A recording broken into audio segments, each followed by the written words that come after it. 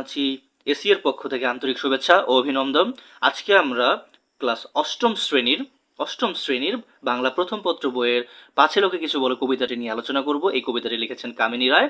এই কবিতার মাধ্যমে প্রত্যেকটি শিক্ষার্থী এইটা বুঝতে পারবে যে কিভাবে নিঃসন্দেহে বা নিঃসংকোচে জীবনে এগিয়ে যেতে হয়। তো চলো কবিতাটি শুরু করি।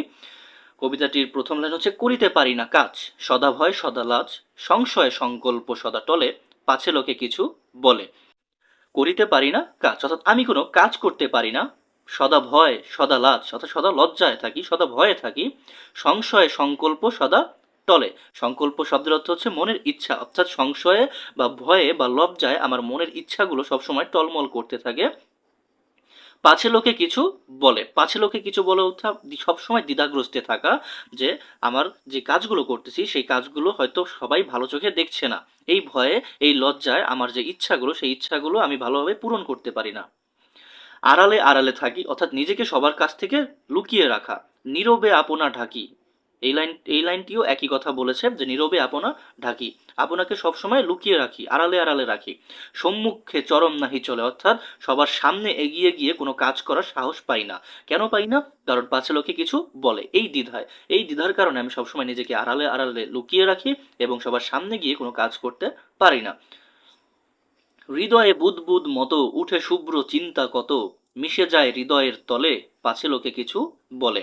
হৃদয়ে বুদবুদের মতো, অর্থাৎ আমার হৃদয়েও বুদবুদের মতো কিছু শুভ্র চিন্তা বা ভালো চিন্তা উকি দেয়, কিন্তু আবার সেগুলো হৃদয়ের তলেই মিশে যায়। কেন মিশে যায়? কারণ পাছে লোকে কিছু বলে।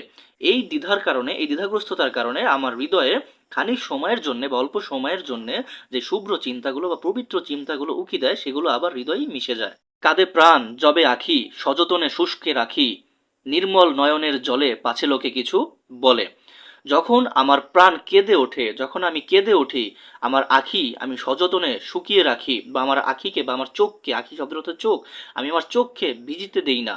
নির্মল নয়নের জলে, আমার নয়নের জলে বা চোখের জলে আমি আমার চোখটাকে ভিজতে দেই না। আমি আমার প্রাণ কাঁদে, কিন্তু আমি আমার চোখটাকে শুকিয়ে রাখি। কেন রাখি? কারণ পাছে লোকে কিছু বলে, যাতে লোক আমাকে দেখে দুর্বল না ভাবে, ভীতু না ভাবে। সেই জন্য আমি সবার সামনে কান্নাও করতে পারি না, আমি নিজেকে লুকিয়ে রাখি, আমার কান্না লুকিয়ে রাখি।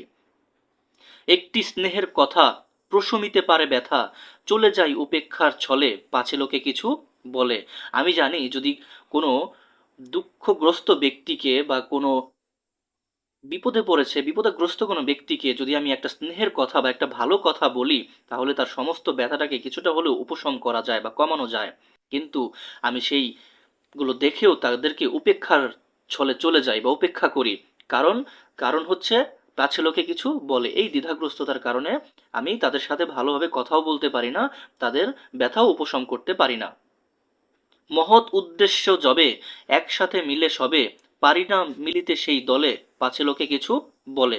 মহৎ উদ্দেশ্য যবে, অর্থাৎ সবাই যখন কোনো মহান কাজ বা মহৎ কাজের উদ্দেশ্যে যায়, একসাথে মিলে সবে, সবাই যখন একসাথে মিলেমিশে একটা মহৎ উদ্দেশ্য সম্পূর্ণ করার জন্য যায়, পারি না মিলিতে সেই দলে, আমি সেই দলে মিশিতে পারি না বা সেই দলে গিয়ে যোগদান করতে পারি না। কেন পারি না? পাছে লোকে কিছু বলে। এই দ্বিধাগ্রস্ততার কারণে আমি মহৎ উদ্দেশ্য সাধনের লোকদের সাথে গিয়ে মিশতে পারি না। বিধাতা দিছেন প্রাণ, থাকি সদা ম্রিয়মান, শক্তি মরে ভীতির কবলে, পাছে লোকে কিছু বলে। অর্থাৎ বিধাতা আমাদেরকে যে অমূল্য সম্পত্তি দান করেছেন, আমাদের প্রাণ, তবে আমি থাকি সবসময় ম্রিয়মান। ম্রিয়মান শব্দের অর্থ সবসময় বিষাদগ্রস্ত থাকা, সবসময় কাতর হয়ে থাকি, সবসময় ভয়ে থাকি। আমাকে বিধাতা যে এত সুন্দর একটি প্রাণ দান করেছেন, এত মূল্যবান একটু প্রাণ দান করেছেন, তবুও আমি সবসময় বিষাদগ্রস্ত থাকি, সবসময় কাতর হয়ে থাকি। শক্তি মরে ভীতির কবলে, অর্থাৎ ভীতির কবলে পড়ে বা ভীতির গ্রাসে শক্তি মরে যায়। মনের যে শক্তি সেগুলো ভয়ের কাছে হেরে যায়। কেন হেরে যায়? পাছে লোকে কিছু বলে, এই দ্বিধাগ্রস্ততার কারণে। তাহলে দ্বিধাগ্রস্ততার কারণে আমরা মূলত কোনো ভালো কাজ করতে পারি না, মানুষদের ব্যথা উপশম করতে পারি না। দ্বিধাগ্রস্ত, তাহলে অবশ্যই আমাদের ভালো কোনো কাজ করতে হলে দ্বিধাগ্রস্ততাকে কাটিয়ে উঠতে হবে। আজকে এই পর্যন্তই। আসসালামু আলাইকুম। আশা করি তোমরা সবাই কবিতাটি বুঝতে পেরেছো। পরবর্তী কবিতাগুলো জানার জন্য এবং ভালোভাবে বোঝার জন্য আমাদের সাথেই থাকো এবং অবশ্যই আমাদের এই চ্যানেলটিকে সাবস্ক্রাইব করে রাখো। Hey there. Subscribe to my channel. And also press this bell icon.